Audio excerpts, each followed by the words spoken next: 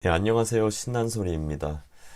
어, 이번에 읽을 책은 달걀만한 씨앗이라는 레프 톨스토이의 소설입니다. 이 달걀만한 씨앗이라는 책을 어렸을 때 읽었던 적이 있었는데, 음, 최근에 있었던 사건, 사고 상황들 때문에 갑자기 문득 이 책이 떠올라서 낭독하게 되었습니다. 제목, 달걀만한 씨앗. 어느 날 골짜기에서 아이들이 가운데 줄이 그어진 씨앗같이 생긴 달걀만한 물건을 발견했다. 마침 그곳을 지나가던 사람이 아이들이 가지고 있는 물건을 5코페이카를 주고 사서 성 안으로 가지고 와 황제에게 팔았다. 황제는 현인들을 불러 모아 이것이 무슨 물건인지, 즉 달걀인지 씨앗인지 알아보라고 일렀다. 현인들은 생각하고 또 생각했다. 그러나 무엇인지 도무지 알 수가 없었다. 마침 그 물건을 창문 위에 올려놓았는데 한 마리의 암탉이 들어와 쪼기 시작하더니 구멍을 내버렸다. 그리하여 그들은 그것이 씨앗이라는 것을 알게 되었다. 현인들이 황제에게 아뢰었다. 이것은 라이보리 씨앗인 줄 아래요. 황제는 깜짝 놀랐다. 그리고 다시 현인들에게 이 씨앗이 어디서 언제 생겼는지 알아보라고 어명을 내렸다. 현인들은 요모조모 생각을 거듭하고 온갖 책을 뒤져보았지만 아무것도 찾아내지 못했다. 그들은 어전에 나와 아뢰었다. 대답을 드릴 수 없사옵니다. 이 소신들의 책에는 이것에 관해 아무것도 쓰여 있지 않사옵니다. 따라서 농부들에게 물어봐야 할 줄로 아옵니다. 늙은이들 가운데서 누가 언제 어디서 이런 씨앗이 뿌려졌는지 듣지 않았냐고 물어보는 것이 좋을 것 같사옵니다. 그래서 황제는 사람을 보내어 늙은 농부를 한 사람 데리고 오라고 명령했다. 곧 나이 많은 한 늙은 농부가 황제에게 불려왔다. 그 농부는 이도 다 빠지고 얼굴도 푸르죽죽 쪼그라진 늙은이였다. 그는 두 지팡이를 짚고 간신히 들어섰다. 황제는 그에게 씨앗을 보였다. 그러나 늙은이는 눈이 나빠 겨우 절반만 살펴보고 나머지는 손으로 더듬었다. 황제가 물었다. 영감, 이런 씨앗이 어디서 생겼는지 그대는 아는가? 밭에 이런 곡식을 심지는 않았는가? 또 농사를 짓던 시절에 어디서 이런 씨앗을 산 적은 없는가? 늙은이는 귀가 멀어 간신히 알아듣고 겨우 이해했다.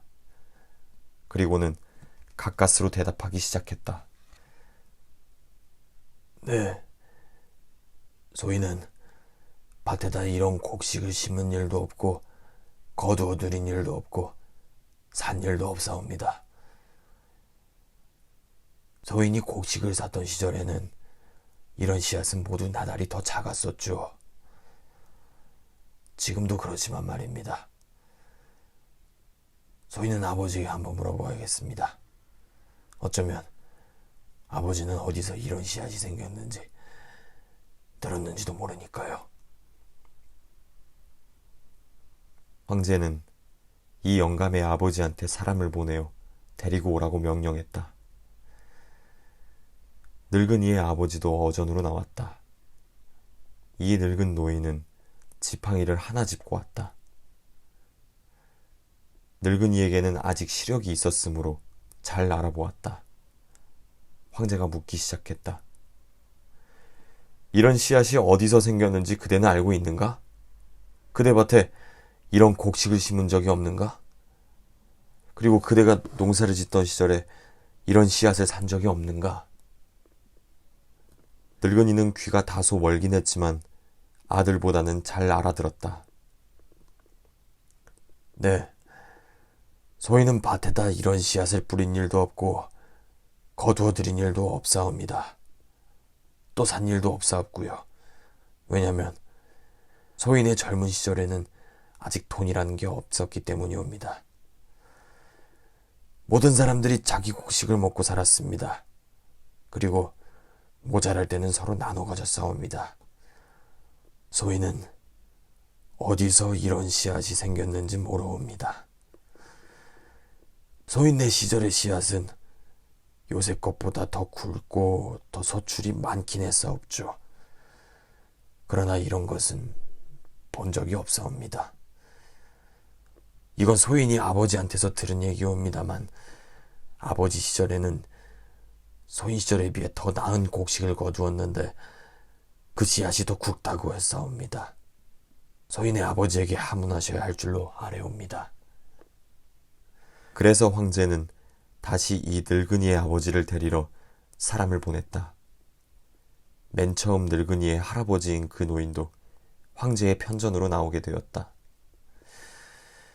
하지만 그 노인은 지팡이도 짚지 않고 어전으로 나갔다.